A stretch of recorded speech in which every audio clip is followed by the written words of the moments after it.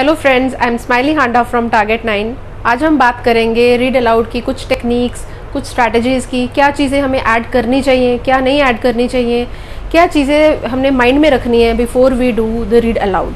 ठीक है जी, रीड अलाउड एक बहुत ही इंपॉर्टेंट आइटम टाइप है स्पीकिंग मॉड्यूल की, एज वी नो। तो इसमें कुछ चीज़ें हैं that surely we have to work on.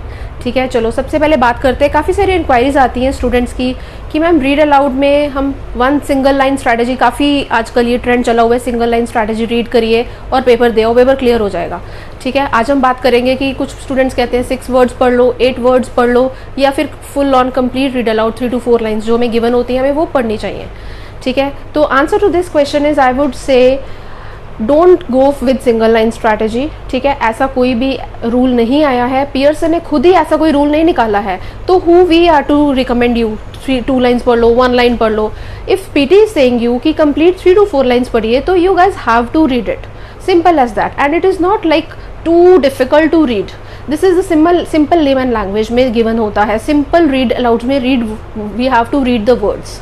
ठीक है, there are few parameters that we have to focus on. सबसे पहली चीज आती है रीड अलाउड में pronunciation. Pronunciation means the words must be clear enough. Whatever we are reading, it must be good, it must be clear so that the computer can easily understand, because here there is no human interference. यहाँ पे computer है जो आपकी evaluate करेगा speaking को। ठीक है जी, तो कंप्यूटर को अगर समझ आएगा then only it will give you marks. So simple as that. Pronunciation means you must be clear enough with your words, right?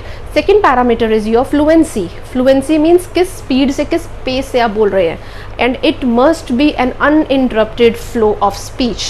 That means कुछ स्टूडेंट्स कहते हैं मैम, यूट्यूब पे भी काफ़ी वीडियोज़ मैंने देखी हैं जिसमें बताया जाता है कि आप जितना फास्ट बोल सकते हैं आप बोलिए। Please don't go with that students. It is not like जितना आप फास्ट बोल सकते हो उतना फास्ट बोलिए। It should be a natural flow of speech. ठीक है जी, अगर आप नेचुरल बोलोगे, not too slow not too fast, तभी कंप्यूटर अंडरस्टैंड कर पाएगा। Then only the artificial intelligence is there in the computer जो आपको मार्क्स देते हैं। ठीक, थर्ड पैरामीटर की बात करते हैं हम, that is our content. Content means we are not allowed to omit any word from our own side, and we are not allowed to add any word from our own side. Whatever is given, whatever is written, exactly as it is आप पढ़िए, simple. इसमें कुछ भी ऐसा नहीं है कि बहुत डिफिकल्ट वर्ड्स हैं हम स्किप कर दें, बहुत ईजी वर्ड्स हैं या कुछ भी ऐसा है हम खुद से ऐड ऑन कर दें, nothing like that. Natural speed पे पढ़ो, नॉर्मल पढ़ो, need not to be panic. Mind में एंजाइटी लेवल नहीं आना चाहिए आपकी कि यस मेरा पेपर स्टार्ट हो गया and I have to do it at any cost. No, be natural, be confident and speak, everything would be yours. अब कुछ ऐसा भी आ जाता है, फॉर एग्जाम्पल कोई वर्ड डिफिकल्ट आ जाता है रीड अलाउड में, है ना, तो क्या करना है उसको, just simple break the word into 3 parts and speak. कुछ स्टूडेंट्स कहते हैं कि मैम मैं वहाँ पे फ्लुएंट था पर मैं अटक गया वहाँ पे, है ना, क्यों, बिकॉज डिफिकल्ट वर्ड आ गया। I would recommend you just break the word. For example इतना बड़ा वर्ड है, से फॉर एग्जाम्पल फिलेंथ्रोपिस्ट, फिलेंथ्रोपिस्ट, है ना, तो we can break that word into 3 or 4 parts. Philanthropist, तो ब्रेक करो and read 2 or 3 times. We have preparation time of 35 seconds here. ठीक है, प्रिपरेशन टाइम में आप उसे प्रिपेयर करिए। रादर हम सारा कुछ प्रिपेयर करके 2 से 3 बार उन वर्ड्स को रिपीट कर सकते हैं, the words which we find are difficult. तो ब्रेक करो and combine the word, right, so that at the time of speaking you will continue to speak.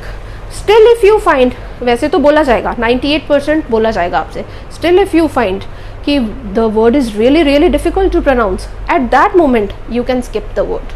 That's it. But be fluent, be confident. If you have these 2 things while you speak, everything is yours. One more very very important thing.